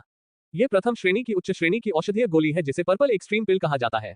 ये सबसे श्रेष्ठ औषधीय गोली है जो बिना किसी दुष्प्रभाव के बहुत कम समय में क्यूई शोधन साधक की चोटों को ठीक कर सकती है। इस उपचारक औषधि की गोली को लू वेनिक्सिंग ने यूनान बाजार से विशेष रूप से खरीदा था ताकि वह इसका उपयोग अभी कर सके। जब लू वेनिक्सिंग अपनी चोटों को ठीक करने के लिए पर्पल एक्सट्रीम पिल का निर्माण कर रहा था, तभी लू वेनिक्सिंग और लू परिवार के अन्य साधकों ने एक भयंकर हमला कर दिया। ब्लैक पाइन माउंटेन बैंडिट साधक घटकर केवल कुछ मध्य स्तर के ची शोधन साधक ही रह गए, जो लू परिवार के साधकों का मुकाबला नहीं कर सके और शीघ्र ही नष्ट हो गए। कुलपति ब्लैक पाइन पर्वत पर मौजूद डाकू साधकों का सफाया कर दिया गया है। वे कुल 32 थे, क्या हम सीधे ब्लैक पाइन पर्वत चले? लू वेनशेंग ने दाव से पूछा। यह उनकी पहले से बनाई गई योजना थी। लियू जुन और हमला करने आए अन्य ब्लैक पाइन माउंटेन डाकू साधकों को मारने के बाद वे सीधे ब्लैक पाइन माउंटेन की ओर प्रस्थान करेंगे। ब्लैक पाइन माउंटेन भी एक पवित्र स्थान है, जिसके अगले स्तर पर रेड स्मोक माउंटेन की तुलना में अधिक आध्यात्मिक नसें हैं और इसका आसपास का वातावरण भी बेहतर है। लू परिवार हाल ही में बर्निंग फ्लेम पर्वत श्रृंखला के आसपास के क्षेत्र में रहने आया था। यदि वे ब्लैक पाइन पर्वत के पवित्र स्थल पर कब्जा कर लेते तो परिवार की स्थिति में सुधार हो जाता। वेन हुआ, तुम रेड स्मोक माउंटेन की रखवाली करना जारी रखो। चेंगसोंग को औषधीय गोली खिलाओ और तुरंत ग्रीनवुड रिज की ओर जाओ ताकि चेंगने की हालत का पता लगा सको। भाई शेंग और बहन मेई मेरे साथ ब्लैक पाइन माउंटेन जा रहे हैं। लू वेनिक्सिंग ने गहरी आवाज में बात की और उसने तुरंत आगे की तैयारियों की योजना बना ली। ब्लैक पाइन माउंटेन के डाकू साधक लगभग पूरी तरह से नष्ट हो चुके हैं, जिससे उनकी रक्षा प्रणाली बेहद कमजोर हो गई है। लू वेनिक्सिंग और 2 अन्य लोग ची शोधन कर रहे हैं। उन्नत स्तर के साधक के साथ वे आसानी से ब्लैक पाइन माउंटेन पर विजय प्राप्त कर सकते हैं। लू परिवार के साधकों ने जरा भी समय बर्बाद नहीं किया। लू वेनिक्सिंग द्वारा व्यवस्था किए जाने के बाद वे तुरंत काम पर लग गए। ब्लैक पाइन माउंटेन और रेड स्मोक माउंटेन के बीच की दूरी 100 मील से भी कम है। लू वेनिक्सिंग और उनके 2 साथी लू चेंगन से कहीं अधिक तेज थे और वे आधे घंटे में ब्लैक पाइन माउंटेन पहुंच गए। ब्लैक पाइन माउंटेन का वातावरण वाकई रेड स्मोक माउंटेन से कहीं बेहतर है। लू वेनिक्सिंग ने सामने पहाड़ों में फैले हरे भरे चीड़ के जंगल को देखते हुए कहा। परिवार अभी हाल ही में रेड स्मोक माउंटेन में आया है। ब्लैक पाइन माउंटेन पर कब्जा करने के बाद क्यों न हम परिवार का ध्यान ब्लैक पाइन माउंटेन पर केंद्रित कर दें? लू वेनशेंग ने सुझाव दिया। लू वेनिक्सिंग ने धीरे से आह भरी और कहा, ब्लैक पाइन माउंटेन का वातावरण रेड स्मोक माउंटेन से बेहतर है, लेकिन परिवार के लिए रेड स्मोक माउंटेन ही सबसे अच्छा है। चलो पहले वाली योजना पर कायम रहते हैं और ब्लैक पाइन माउंटेन को एक बाजार शहर के रूप में स्थापित करते हैं। ब्लैक पाइन माउंटेन से 100 मील के दायरे में 3 अन्य साधना परिवार हैं। रेड जेड माउंटेन का जू परिवार, ब्लैक रॉक वैली का लियू परिवार और एमरल्ड स्क्रीन माउंटेन का सोन परिवार। ये तीनों परिवार शक्ति में लगभग लू परिवार के बराबर हैं, जिनमें एमरल्ड स्क्रीन माउंटेन का सोन परिवार सबसे शक्तिशाली है, जिसके पास 9वें स्तर के 2 ची शोधन साधक हैं। क्यूई शोधन अमर कुल के ये तीनों सदस्य लू परिवार का स्वागत करने के इच्छुक नहीं थे। हालांकि black pine mountain bandit cultivators की मौजूदगी के कारण उन्होंने लू परिवार के आगमन का कोई विरोध नहीं किया। यदि लू परिवार ब्लैक पाइन माउंटेन को एक बाजार कस्बे के रूप में विकसित करता है तो ये ठीक रहेगा। हालांकि यदि वे ब्लैक पाइन माउंटेन का उपयोग पारिवारिक विकास के लिए करते हैं तो इससे शू परिवार सहित तीनों क्यूई शोधन अमर कुल के परिवारों में बेचैनी पैदा हो सकती है। हम इस बारे में बाद में बात करेंगे। पहले चलिए ब्लैक पाइन माउंटेन पर चलते हैं और सब कुछ देख लेते हैं। लू वेनिक्सिंग मुस्कुराया और लू वेनशिंग और दूसरे व्यक्ति को तेजी से ब्लैक पाइन माउंटेन की ओर ले गया। ब्लैक पाइन पर्वत की तलहटी में भूमि के बड़े बड़े हिस्से पर खेती की जाती है और वहां बड़ी संख्या में आम लोग रहते हैं। इन आम लोगों में से कई लोग black pine mountain bandit cultivators के रिश्तेदार हैं, जिनकी संख्या लगभग 10,000 है। लू वेनिक्सिंग और उसके 2 साथियों ने ब्लैक पाइन माउंटेन के नीचे रहने वाले मनुष्यों को परेशान नहीं किया, बल्कि सीधे ब्लैक पाइन माउंटेन पर चढ़ गए। ब्लैक पाइन माउंटेन की आध्यात्मिक धाराएं पर्वत की ढलान पर केंद्रित हैं, जो कि डाकू साधकों के रहने का मुख्य क्षेत्र भी है। मध्यम श्रेणी का प्रथम क्रम स्पिरिट एरे। लू वेनिक्सिंग ने पहाड़ की ढलान को ढकने वाली फॉर्मेशन की शक्ति को महसूस करते हुए मुस्कुराया। ये प्रथम श्रेणी का मध्यम श्रेणी का स्पिरिट एरे शक्ति में कमजोर है और इसकी संरचना भी बहुत ही साधारण है। पलक झपकते ही प्रथम श्रेणी का यह मध्यम श्रेणी का स्पिरिट एरे लू वेनिक्सिंग के हाथों में ध्वस्त हो गया। ब्लैक पाइन माउंटेन में अभी भी कुछ डाकू साधक बचे हुए थे, लेकिन ये डाकू साधक अपेक्षाकृत कमजोर थे। लू वेनिक्सिंग द्वारा ब्लैक पाइन माउंटेन के आध्यात्मिक तंत्र को नष्ट करने के बाद ही उन्हें लू वेनिक्सिंग और उसके 2 साथियों के आगमन का पता चला। लू वेनिक्सिंग और उसके 2 साथियों ने एक शब्द भी व्यर्थ नहीं कहा। जो भी ची रिफाइनिंग दायरे के साधक के क्षेत्र में कदम रखता था, उसे देखते ही मौके पर ही मार दिया जाता था। आपने मुझे किसी और के लिए गलत समझा है। मैं रेड जेड माउंटेन जू परिवार का सदस्य नहीं हूँ। लू वेनशेंग ने अपने सामने खड़े युवक को ठंडी निगाहों से देखा और तुरंत पहचान लिया कि वह रेड जेड माउंटेन जू परिवार का सदस्य है। हालांकि उस युवक ने तुरंत चिल्लाकर अपनी असली पहचान बताने से इनकार कर दिया। लू वेनशेंग ने अपना हमला रोक लिया और लू वेनिक्सिंग और लू वेनमेई की ओर देखा। ब्लैक पाइन माउंटेन में रेड जेड माउंटेन जू परिवार की उपस्थिति से संकेत मिलता है कि वे लंबे समय से डाकू साधकों के साथ मिलीभगत कर रहे हैं। लू वेनिक्सिंग धीरे धीरे उस युवक के पास पहुंचा, उसके शरीर से उग्र हत्या की मंशा झलक रही थी। मैं लू वेनिक्सिंग की तीखी निगाहों के नीचे शू परिवार का वह युवक हकलाते हुए मैं कहता रहा, लेकिन कोई तर्कसंगत स्पष्टीकरण नहीं दे सका। लू वेनिक्सिंग के विचार कहीं खो गए, उसके चेहरे पर व्यंग्यात्मक भाव आ गया। चूंकि तुम खुलकर नहीं कह सकते तो मुझे अनुमान लगाने दो। तुम्हारे जू परिवार ने लियू शुन के साथ सहयोग समझौता किया है, इस उम्मीद में कि लियू शुन की साधना जब आधारभूत स्तर तक पहुंच जाएगी तो वह तुम्हारे जू परिवार की मदद कर सकेगा, क्योंकि जू परिवार की वर्तमान स्थिति बहुत अच्छी नहीं है। इस बार लियू जुन ने क्यूई शोधन की 9वीं परत के बराबर 4 शीट तैयार की। प्रथम श्रेणी के उच्च श्रेणी के ताबीज पर साधक का ये पूर्ण आक्रमण है। मुझे यकीन है कि जू परिवार भी उसका समर्थन करेगा। इस क्षेत्र में प्रथम स्तर के उच्च श्रेणी के ताबीज आम नहीं है, लेकिन ये ची शोधन की 9वीं परत के तुलनीय है। साधक द्वारा प्रथम स्तर के उच्च श्रेणी के ताबीजों पर पूर्ण बल प्रयोग करना और भी दुर्लभ है। लियू जुन एक डाकू साधक है। यद्यपि वह ची शोधन के 9वें स्तर की साधना रखता है, फिर भी ची शोधन के 9वें स्तर की 4 कलाकृतियां प्राप्त करना एक बड़ी चुनौती है। प्रथम श्रेणी के उच्च श्रेणी के ताबीज पर साधक का पूर्ण आक्रमण करना कोई आसान काम नहीं है। हालांकि अगर हमें जू परिवार से समर्थन मिल जाए तो ये काफी आसान हो जाएगा। ब्लैक पाइन माउंटेन क्षेत्र में ची शोधन करने वाले 3 परिवारों में से रेड जेड माउंटेन जू परिवार सबसे कमजोर है, जिसमें वर्तमान में केवल 2 ची शोधन सदस्य हैं। एक अंतिम चरण का साधक है और दूसरा ची शोधन में उच्चतम स्तर का साधक है। अंतिम चरण के साधक का साधना स्तर केवल ची शोधन के 8वें चरण तक ही सीमित है। इसके अलावा जू परिवार अपने साधकों के बीच उत्तराधिकारियों की कमी का सामना कर रहा है। यदि यह स्थिति बनी रहती है तो बाहरी हस्तक्षेप के बिना भी जू परिवार की शक्ति धीरे धीरे कमजोर हो जाएगी। जू परिवार तीनों क्यूई शोधन अमर कुलों में सबसे धनी है, क्योंकि उनके पास कलाकृति शोधन की क्षमता है। उनकी परंपरा में हमेशा से कलाकृति शोधकों का ही योगदान रहा है। अब जू परिवार के ची शोधन के 2 सदस्य, जो सभी साधना के अंतिम चरण में हैं, कलाकृति शोधक हैं, जिनमें ची शोधन के 8वें चरण में जू परिवार भी शामिल है। ये साधक प्रथम स्तर का उच्च श्रेणी का कलाकृति शोधक भी है। लू वेनिक्सिंग के बोलने के बाद उसने शू परिवार के युवक के हैरान चेहरे पर एक नजर डाली, फिर हथेली से वार किया और पलक झपकते ही शू परिवार के युवक को मार डाला। लू वेनशिंग और लू वेनमेई ने एक दूसरे की ओर देखा। वे रेड जेड माउंटेन जू परिवार के इस मामले में शामिल होने के लिए बिल्कुल भी तैयार नहीं थे। कुलपति, अब हमें आगे क्या करना चाहिए? क्या हमें रेड जेड माउंटेन जू परिवार के खिलाफ कार्रवाई करनी चाहिए? लू वेनशिंग ने दाव से पूछा। चूंकि रेड जेड माउंटेन जू परिवार ने इस मामले में हस्तक्षेप करने का साहस किया है, इसलिए उन्हें इसके परिणाम भुगतने होंगे। संयोगवश परिवार के पास कलाकृति शोधन संबंधी दस्तावेज का अभाव है। विरासत, लू वेनिक्सिंग ने गंभीर स्वर में कहा, हालांकि अभी कार्रवाई करने का समय नहीं है। ब्लैक पाइन माउंटेन मामले को निपटाने के बाद नश्वर लोक में परिवार की आत्मा को जागृत करने का समय आएगा। उसके बाद हम रेड जेड माउंटेन शू परिवार से निपटने के बारे में चर्चा कर सकते हैं। तथाकथित नश्वर जागरण से तात्पर्य 12 से 15 वर्ष की आयु के किसी लड़के में साधना की प्रतिभा की जांच करना है। ये साधना परिवार के विकास से संबंधित एक महत्वपूर्ण घटना है और लू परिवार के यहाँ आने के बाद ये पहला जागरण भी है, इसलिए स्वाभाविक रूप से इसका बहुत महत्व है। अब ग्रैंड एल्डर परिवार में लौटेंगे, कुल के खजाने से 1000 वुड स्वॉर्ड फॉर्मेशन निकालेंगे और फिर कुल से 5 रिफाइनिंग सदस्यों का चयन करेंगे। मध्यम स्तर के साधक उन्हें ब्लैक पाइन माउंटेन ले आए हैं। अगले कुछ समय के लिए हम ग्रैंड एल्डर पर भरोसा करेंगे कि वे उनके साथ ब्लैक पाइन माउंटेन की रक्षा करें, लू वेनिक्सिंग ने मुस्कुराते हुए कहा। 1000 वुड स्वॉर्ड फॉर्मेशन एक प्रथम श्रेणी की उच्च श्रेणी की आध्यात्मिक संरचना है, जिसे पहले लू परिवार के खजाने में संग्रहित किया गया था। लू परिवार ने किसी भी स्पिरिट एरे मास्टर को प्रशिक्षित नहीं किया था। ये सभी स्पिरिट एरे लू परिवार ने अन्य स्पिरिट एरे मास्टर से खरीदे थे। उस समय लू परिवार फाउंडेशन एस्टेब्लिशमेंट इमॉर्टल क्लैन था। रेड स्मोक माउंटेन पर स्थापित smoke array 1000 would sword array की तरह एक प्रथम श्रेणी का उच्च श्रेणी का स्पिरिट एरे है, लेकिन स्मोक एरे अधिक शक्तिशाली है। यदि लू वेनिक्सिंग स्मोक एरे को पूरी तरह से सक्रिय कर दे तो ये कई QE refining 9th layers cultivator के सर्वोपरि हमले का सामना कर सकता है। लू वेनिक्सिंग द्वारा व्यवस्था करने के बाद लू वेनशिंग तुरंत ब्लैक पाइन माउंटेन से रवाना हो गया। लू वेनिक्सिंग और लू वेनमेई भी निष्क्रिय नहीं थे, बल्कि उन्होंने ब्लैक पाइन माउंटेन के आम लोगों से बातचीत शुरू कर दी। इन साधारण लोगों की संख्या काफी अधिक थी, जिनमें से कुछ ब्लैक पाइन माउंटेन बैंडेड कल्टीवेटर्स के सीधे रिश्तेदार थे। लू परिवार स्वाभाविक रूप से इन लोगों को जाने नहीं दे सकता था, विशेषकर 15 वर्ष से कम आयु के लोगों को। वे भविष्य में साधक बन सकते हैं, जिससे लू परिवार के लिए खतरा पैदा हो सकता है। लू वेनिक्सिंग और लू वेनमेई कई वर्षों से अमरलोक में काम कर रहे हैं और उनमें से कोई भी कोमल हृदय वाला नहीं है। जब लू वेनशिंग और लू परिवार का साधक ब्लैक पाइन माउंटेन लौटे, तब तक लू वेनशिंग और उनके साथी उन नश्वर प्राणियों से निपट चुके थे जो लू परिवार के लिए खतरा बन सकते थे। इसके बाद लू वेनिक्सिंग और लू वेनमेई ब्लैक पाइन माउंटेन बैंडेड कल्टीवेटर्स के अनुवर्ती मामलों को संभालने के लिए रेड स्मोक माउंटेन लौट आए। अल्पविराम ग्रीनवुड रिज। लू परिवार की लू वेनहुआ से आदेश मिलते ही लू चेंगसोग ने तुरंत औषधीय गोली ली और ग्रीनवुड रिज की ओर दौड़ पड़ा। लू चेंगसोग भी लू परिवार के कुछ युवा साधकों में से एक है। इस वर्ष वह 29 वर्ष का है और उसकी साधना का स्तर ची शोधन के 6ठे स्तर पर है। भविष्य में उसकी साधना का स्तर और भी ऊंचा हो जाएगा। ची शोधन के अंतिम चरण में पहुंचने की संभावना अभी भी काफी अधिक है। चेंगना, तुम्हारी चोटें कैसी हैं? यह एक औषधीय गोली है जो चाचा वेनहुआ ने मुझे कबीले से लाने को कहा था। इसे जल्द से जल्द ले लो। लू चेंगना का पीला चेहरा देखकर लू चेंगसोग ने चिंता व्यक्त की और तुरंत अपने कबीले से लाई हुई औषधीय गोली निकाल ली। इस यात्रा के लिए धन्यवाद भाई चेंगसोग, मेरी चोटें स्थिर हो गई हैं, लू चेंगना ने मुस्कुराते हुए कहा। लू चेनगान हमेशा उपचार और जादुई शक्ति को बहाल करने वाली औषधीय गोलियां अपने साथ रखता था। ये औषधीय गोलियां लू वेनहुआ द्वारा तैयार की गई थी और सभी उच्च गुणवत्ता की थी। लू चेनेगान कुछ समय से उपचार की दवा ले रहा था, लेकिन उसकी चोटें बहुत गंभीर थीं। दवा लेने के बावजूद भी वह केवल अस्थायी रूप से ही अपनी चोटों को कम कर पा रहा था। कृपया फिलहाल इस दवा की गोली को स्वीकार करें और ग्रीनवुड रिज में अपना स्वास्थ्य लाभ जारी रखें। लू चेंगसोग मुस्कुराया और दाव से कहा, मैं अब फायर लोकस्ट माउंटेन जा रहा हूँ। हम देखेंगे कि ब्लैक पाइन माउंटेन के डाकू साधकों से निपटने के बाद बड़े बुजुर्ग हमारे लिए क्या व्यवस्था करते हैं। लू चेंगने की चोटें अभी तक ठीक नहीं हुई हैं, इसलिए ग्रीनवुड रिज में रहना उनके लिए सबसे अच्छा विकल्प है। हालांकि फायर लोकस्ट माउंटेन के नश्वर लोगों को भी साधकों की सुरक्षा की आवश्यकता होती है, इसलिए लू वेनहुआ ने लू चेंगसोग को निर्देश दिया कि यदि लू चेंगने की चोटें गंभीर नहीं है तो वह तुरंत फायर लोकस्ट माउंटेन जाएं। बेशक लू वेनहुआ ने यह व्यवस्था मुख्य रूप से इसलिए की क्योंकि लू परिवार में वर्तमान में अनुयायियों की संख्या बहुत कम है। लू परिवार सफलतापूर्वक रेड स्मोक माउंटेन में स्थित ची रिफाइनिंग केंद्र में स्थानांतरित हो गया। इस केंद्र में कुल 26 सदस्य थे और इस युद्ध में उन्होंने 3 ची रिफाइनिंग केंद्र खो दिए। अब लू के ची रिफाइनिंग केंद्र में 23 सदस्य शेष हैं। ये संख्या बहुत कम है और परिवार को चलाना पहले से ही मुश्किल हो रहा है।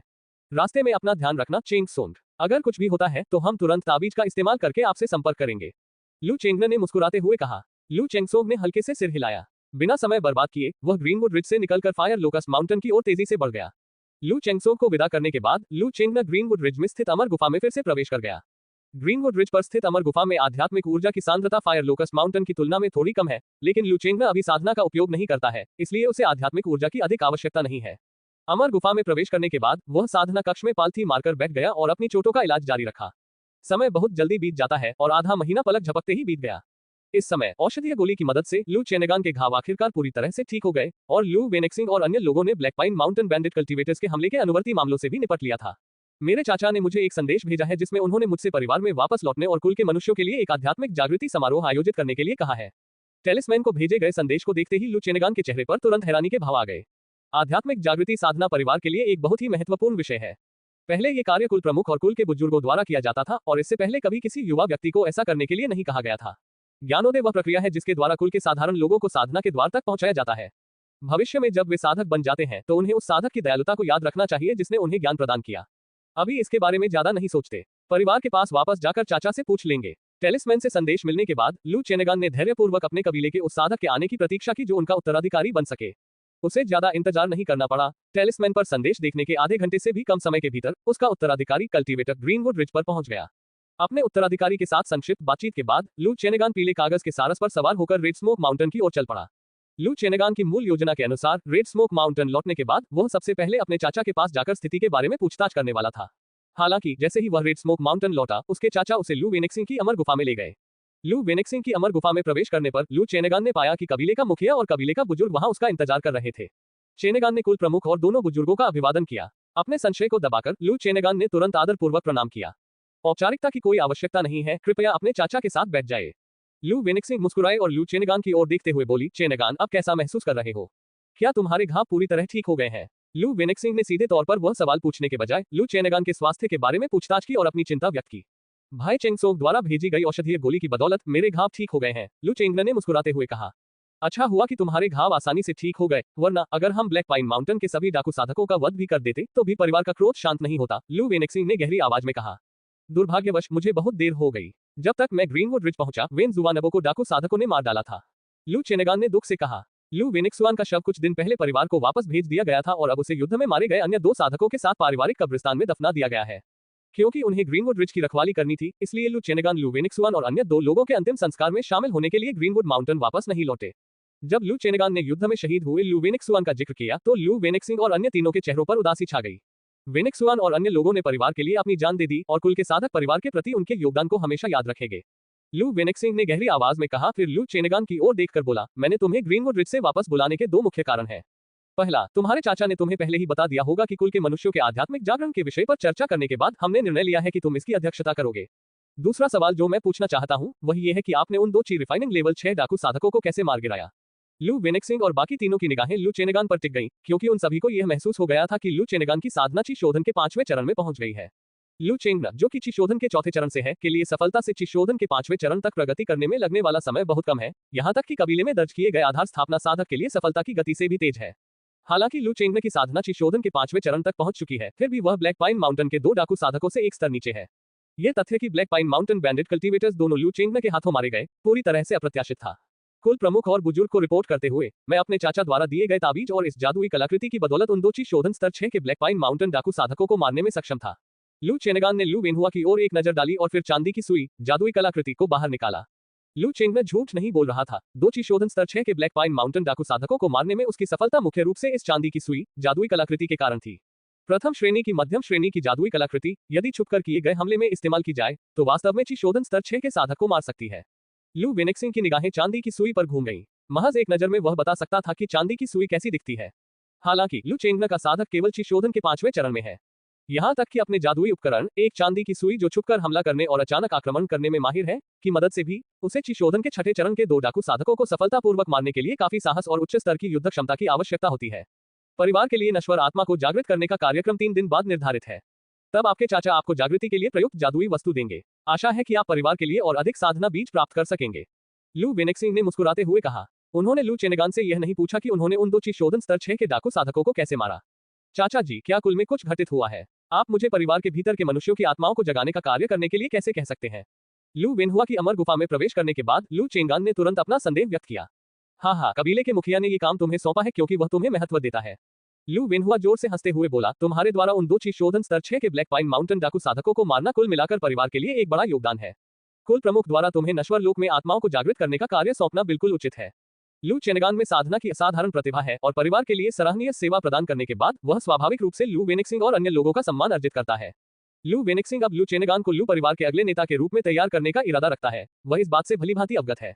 लू चेनगान की पृष्ठभूमि को जानते हुए उसे लगभग निश्चित विश्वास था कि लू चेनगान भविष्य में फाउंडेशन एस्टेब्लिशमेंट कल्टीवेटर बनेगा। आपको इतना सोचने की जरूरत नहीं है। नश्वर जगत में परिवार की भावना को जागृत करना कोई बुरी बात नहीं है। लू चेनगान के चेहरे पर असमंजस भरे भाव को देखकर लू वेनहुआ मुस्कुराए और बोली, परिवार का असली मतलब यही होता है। विरासत की ज्ञानोदय जादुई कलाकृति, मैं अब तुम्हें इसका उपयोग करना सिखाती हूँ। लू वेनहुआ ने एक डिस्क के आकार की जादुई वस्तु निकाली। ये जादुई वस्तु 8 रंगों में उपलब्ध है और इसे आत्मा जागरण डिस्क कहा जाता है, जिसका उपयोग विशेष रूप से मनुष्यों की आत्माओं को जगाने के लिए किया जाता है। ये स्पिरिट अवेकनिंग डिस्क है। स्पिरिट अवेकनिंग मंत्र से इसे सक्रिय करने के बाद यह एक विशेष क्षेत्र का निर्माण करेगी। यदि कल्टीवेट प्रतिभा वाला कोई व्यक्ति इस क्षेत्र में प्रवेश करता है तो स्पिरिट अवेकनिंग डिस्क की प्रतिक्रिया शुरू हो जाएगी। आप स्पिरिट अवेकनिंग मंत्र का जाप करके देखें कि क्या आप स्पिरिट अवेकनिंग डिस्क को सक्रिय कर सकते हैं। लू वेनहुआ ने कहा, आत्माओं को जगाने का मंत्रोच्चार करना बहुत सरल है और आत्मा जागृति डिस्क को सक्रिय करना भी मुश्किल नहीं है।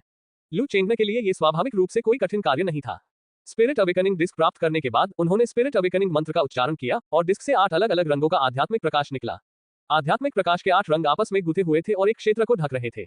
लू चेंगन ने 8 आध्यात्मिक ऊर्जा गुणों के अस्तित्व को महसूस किया, जो सामान्य पंच तत्व गुण और परिवर्तित वायु, गरज और बर्फ गुण है। जागृति चक्र पर मौजूद 8 रंग इन 8 गुणों से मेल खाते हैं। यदि कोई व्यक्ति जागृति चक्र पर कोई प्रतिक्रिया उत्पन्न कर पाता है तो संबंधित गुण प्रकाशित हो जाएगा, जिससे वह उस गुण की साधना तकनीक का चयन कर सकेगा। साधना करें। एक बार जब आप साधना तकनीक में महारत हासिल कर लेते हैं और सफलतापूर्वक ची शोधन प्राप्त कर लेते हैं तो आप एक सच्चे साधक बन सकते हैं। लू चेनगान को कुल के नश्वर सदस्य के आध्यात्मिक जागरण की विस्तृत जानकारी देने के बाद लू वेनहुआ ने लू चेनगान की शारीरिक स्थिति के बारे में पूछा। जब उन्हें पुष्टि हो गई कि लू चेनगान पूरी तरह से स्वस्थ हो गए हैं तो उन्होंने उन्हें वापस भेज दिया। ये कुल वास्तव में मुझे मनुष्यों की आत्माओं को जगाने का कार्य सौंपने जा रहा है। लू चेंगन ने अपने हाथ में मौजूद स्पिरिट अवेकनिंग डिस्क को देखा और धीरे से आह भरे बिना नहीं रह सका। जब लू परिवार बनिंग फ्लेम पर्वत श्रृंखला के आसपास के क्षेत्र में पलायन कर गया तो कई आम लोगों को भी भारी नुकसान उठाना पड़ा। केवल लगभग 20,000 आम लोग ही सफलतापूर्वक बनिंग फ्लेम पर्वत श्रृंखला में पलायन कर पाए। इन आम लोगों में से आधे रेड स्मोक माउंटेन में रहते हैं, जबकि बाकी आधे ग्रीनवुड रिज और फायर लोकस्ट माउंटेन के आसपास बिखरे हुए हैं। इन लगभग 20,000 मनुष्यों में से केवल कुछ ही आध्यात्मिक जागृति की आवश्यकताओं को पूरा करते हैं। तीनों क्षेत्रों में कुल संख्या संभवतः केवल 40 या 50 ही है। मुझे बस यही उम्मीद है कि इस बार किस्मत बेहतर होगी और हम अपने कबीले के लिए और अधिक प्रतिभाशाली कृषकों को ढूंढ पाएंगे। 40 या 50 लोगों का आधार वास्तव में बहुत छोटा है। सामान्य परिस्थितियों में ये पहले से ही अपेक्षाकृत अधिक संभावना है कि उनमें से 1 या 2 लोग साधक बन जाएंगे। यदि किसी का भाग्य थोड़ा भी खराब हो तो हो सकता है कि उसके पास अमरता प्राप्त करने का बीज भी न हो। लू परिवार के रेड स्मोक माउंटेन में बसने के बाद से यह पहला आध्यात्मिक जागरण है, इसलिए इसका महत्व स्वाभाविक रूप से अलग है। अतः लू चेंगन पर अब काफी दबाव है। इसके बारे में सोचने का कोई फायदा नहीं है, चलो बस कल्टीवेट पर काम करते रहें। कुछ क्षणों के मौन के बाद लू चेनगान ने अपने हाथ में मौजूद स्पिरिट अवेकनिंग डिस्क को नीचे रख दिया और फिर साधना में लीन होने के लिए साधना कक्ष में प्रवेश किया। 3 दिन पलक झपकते ही बीत गए। उस सुबह तड़के लू चेंगन रेड स्मोक माउंटेन पर स्थित अमर गुफा से बाहर निकला और रेड स्मोक माउंटेन की तलहटी में बसे उस गांव की ओर तेजी से बढ़ा जहां आम लोग रहते थे। लू परिवार का साधक रेड स्मोक माउंटेन में रहता है, इसलिए रेड स्मोक माउंटेन के नीचे रहने वाले लू परिवार के नश्वर वंशजों को अब उनकी रक्षा और सुरक्षा के लिए साधकों को भेजने की आवश्यकता नहीं है। लू चेनगान के रेड स्मोक माउंटेन से नीचे उतरने के बाद कोई अन्य साधक उसके पीछे नहीं आया। यह आध्यात्मिक जागृति केवल लू चेंगन द्वारा ही प्राप्त की जा सकती है। परिवार के लिए साधना के बीज सफलतापूर्वक चुन लेने के बाद वह इन बीजों को पारिवारिक पूर्वज मंदिर में ले जाएगा, जहां कुल प्रमुख और परिवार के वरिष्ठ सदस्य इन इच्छुक साधकों को कुल के नियम सुनाएंगे और उन्हें अमरता प्राप्त करने की बुनियादी बातें सिखाएंगे। लू शेंग ने अमर गुरु को प्रणाम किया। ये 28 युवक हैं जो आध्यात्मिक जागृति की शर्तों को पूरा करते हैं। कृपया इनकी जांच करें। अमर गुरु। जैसे ही लू चेनगान ने रेड स्मोक माउंटेन की तलहटी में स्थित आम लोगों के गांव में प्रवेश किया, उसने देखा कि गांव में रहने वाले सभी आम लोग गांव के प्रवेश द्वार पर एकत्रित हो गए थे। आध्यात्मिक जागृति की शर्तों को पूरा करने वाले 28 लड़कों को भी व्यक्तिगत रूप से चुना गया था, जो लू परिवार के साधक द्वारा उनकी आध्यात्मिक क्षमताओं को जागृत करने की प्रतीक्षा कर रहे थे। लू चेनगान और लू शिंग ने हल्के से सिर हिलाने के बाद उनकी निगाहें उन 28 लड़कों पर पड़ी जो अपनी आत्माओं के जागृत होने की प्रतीक्षा कर रहे थे। इन युवकों की आंखें आशा से भरी हुई थी। वे संवर्धन के बीज बनने और फिर सच्चे अनुयायी बनने के लिए तरस रहे थे। इन किशोरों के पीछे उनके माता पिता और रिश्तेदार हैं, जिनकी आंखें उम्मीदों से भरी हैं। वे आशा करते हैं कि उनके बच्चे महान ऊंचाइयों को छू सके और उच्च कोटि के साधक बन सके। आप सभी आगे आइए। लू चेनगान ने लड़कों को एक प्यारी सी मुस्कान दी और स्पिरिट अवेकनिंग डिस्क को अपने हाथों में थामे रखा। जब 28 लड़के उसके पास आए तो उसने तुरंत मंत्र का जाप किया और साथ ही एक हस्तरेखा बनाई। पल भर में स्पिरिट अवेकनिंग डिस्क ने 8 रंगों का आध्यात्मिक प्रकाश उत्सर्जित किया, जिसने स्वर्ग और पृथ्वी के बीच यात्रा कर रही आध्यात्मिक ऊर्जा को आकर्षित किया और धीरे धीरे 8 आध्यात्मिक प्रकाशों के चारों ओर मौजूद 28 युवकों को घेर लिया। लू चेनगान ने ये सब काम पूरा करने के बाद स्पिरिट अवेकनिंग डिस्क में होने वाले बदलावों को देखा। अगर उन 28 युवकों में से किसी में भी अमरता प्राप्त करने की क्षमता होती तो स्पिरिट अवेकनिंग डिस्क प्रतिक्रिया करती। स्पिरिट अवेकनिंग डिस्क द्वारा संघनित विशेष क्षेत्र 2 घंटे तक बना रहेगा। यदि स्पिरिट अवेकनिंग डिस्क इन 2 घंटों के भीतर प्रतिक्रिया करने में विफल रहती है तो ये सिद्ध करता है कि साधना की प्रतिभा नहीं है। स्पिरिट अवेकनिंग डिस्क में कम से कम समय में प्रतिक्रिया उत्पन्न करने की क्षमता ये साबित करती है कि इस व्यक्ति में अच्छी कल्टीवेट प्रतिभा है। जब लू चेनगान जागृत हुआ तो वह अपने किशोरों के समूह में सबसे प्रतिभाशाली नहीं था।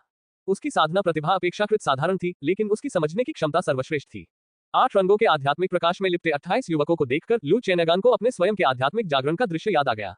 उम्मीद है इस बार किस्मत इतनी बुरी नहीं होगी। लू चेंगन ने मन ही मन आह भरी। समय धीरे धीरे बीत रहा था और जल्द ही लगभग 1 घंटा बीत चुका था। इस समय तक 28 युवकों में से कोई भी स्पिरिट अवेकनिंग डिस्क से कोई प्रतिक्रिया प्राप्त करने में सक्षम नहीं था। लू चेंगन ने थोड़ा सा दबाव महसूस करते हुए भौहें सिका।